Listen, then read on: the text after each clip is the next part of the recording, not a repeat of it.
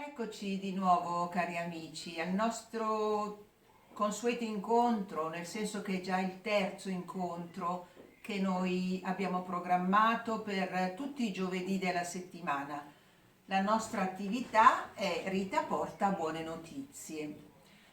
Ci siamo visti una settimana fa e una settimana fa abbiamo parlato di Gina, Sofia. Quest'anno vi porto in un mondo che un pochettino vi appartiene, anzi sicuramente vi appartiene, almeno a una parte di voi. Vi porto nel mondo, vi porto in un orto. Parliamo di orti. Allora, il giornale che ho letto in questi giorni propone questa storia. Per i ragazzi delle elementari e delle medie è stata sperimentata la coltivazione di un orto, quindi è stata proposta la sperimentazione, come sperimentazione, la coltivazione di un orto. Quindi ricavando un fazzolettino di terra piuttosto diciamo fertile all'interno del territorio scolastico, i ragazzi da 6 a 10 anni e da 11 a 14 si cimentano nella coltivazione semplice, no, degli ortaggi. E voi direte, beh, come mai? Allora, da un lato sicuramente per loro è un'attività di svago, ma non solo è un'attività di svago, è un'attività che deve far per forza riferimento a tutte le, diciamo, i requisiti scolastici che i ragazzi apprendono durante le lezioni frontali, quando c'è l'insegnante che parla.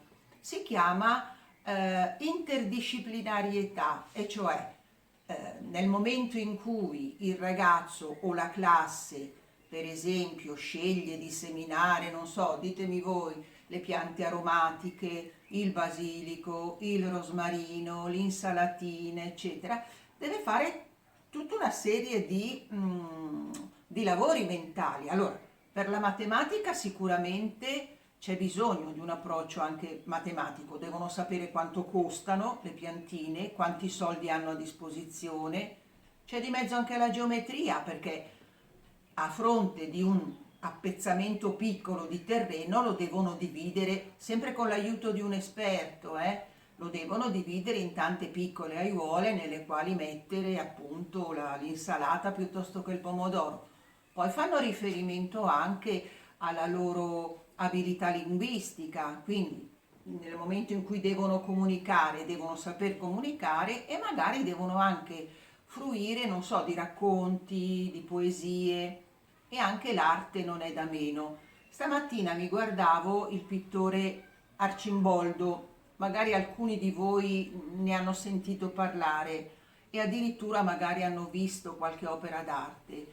Sono quadri un po' burleschi, un po' come dire giocosi. Questo pittore che è nato a metà del 500, del 1500, si divertiva a fare dei ritratti alle persone, magari anche persone importanti, mettendo insieme ortaggi e frutta e ne sono venuti fuori quelli che adesso sono dei capolavori, non so, il naso a patata, i capelli a... di tutto. Poi magari un giorno ve lo farò vedere quando sarò diventata più brava nella comunicazione online, ve lo farò vedere.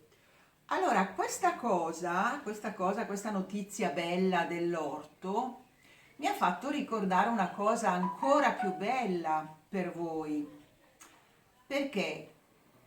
Perché in RSA qualche anno fa noi abbiamo sperimentato la coltivazione degli ortaggi con i ragazzi delle medie, della scuola media qui, e con l'esperto orticoltore, l'esperto giardiniere che veniva dalla Fondazione Minoprio.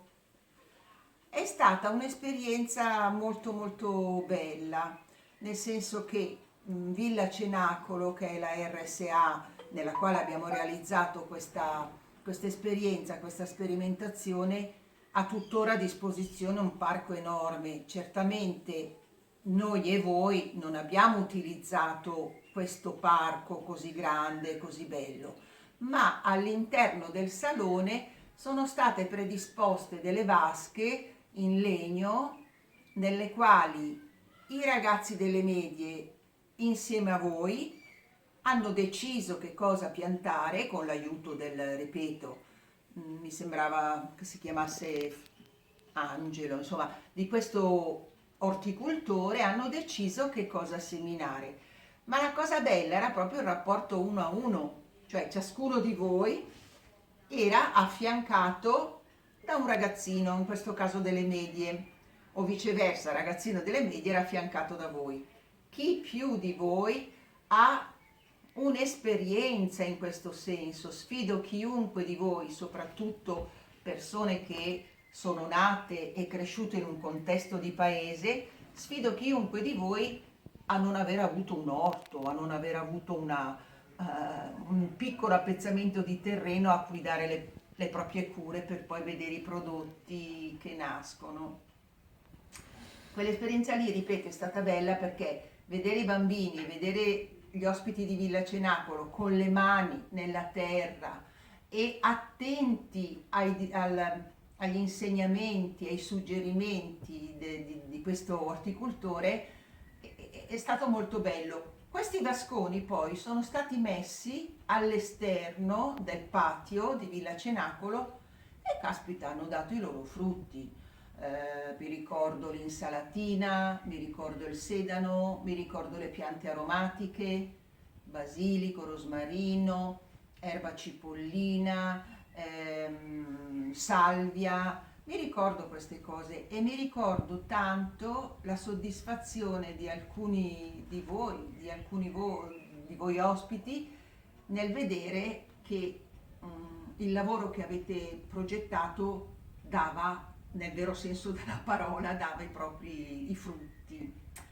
E questa è la notizia appunto che vi volevo dare perché volevo andare col ricordo un pochettino all'esperienza che avevamo fatto.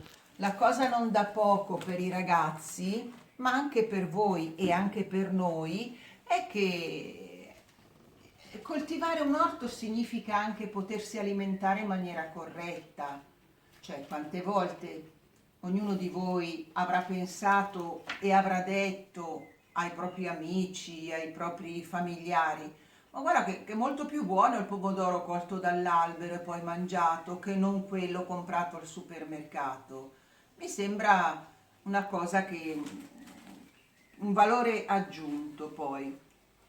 E poi che altro diceva il giornale? Diceva che in alcune scuole questi progetti si ripetono, iniziano a febbraio e ogni anno vengono ripetuti, proprio perché così a maggio, giugno, con la chiusura delle scuole, si ha la possibilità di assaggiare, magari anche cucinare. Quante volte abbiamo fatto anche attività di cucina all'interno di Villa Cenacolo? Bellissimo poter fare, che so, preparare l'insalatina, tagliarla fine fine, non so, preparare delle patate già cotte in cucina, ma preparare dei pomodori, o condire il pomodoro col nostro basilico, queste cose le abbiamo fatte. Abbiamo fatto anche la pizza, sulla quale poi veniva messo appunto il basilico che poi era stato coltivato. A me questa è sembrata una buona notizia da darvi. Chissà che non si possa ripetere, finito questo momento di, lo sapete, no? Di preoccupazione, di chiusura, come dire, sì, di preoccupazione. Dobbiamo tornare a vivere in qualche modo, dobbiamo tornare a vivere. Io ho la voglia di uscire, ce l'ho, con prudenza, ma dobbiamo farlo. Allora io a questo punto vi lascio con un abbraccio caldissimo, anche se è solo virtuale. Sappiatelo sempre, che siete nel mio cuore sempre e che vi abbraccio. Vi mando tantissimi baci. Li mando a tutti, potrei dire il nome, la Elda, la Mariuccia, potrei dire il nome di tutti, ma qualcuno lo dimenticherei. Però appunto abbraccio tutti in un abbraccio unico. Ci vediamo ancora e ci sentiamo giovedì con un'altra bella notizia. Ciao!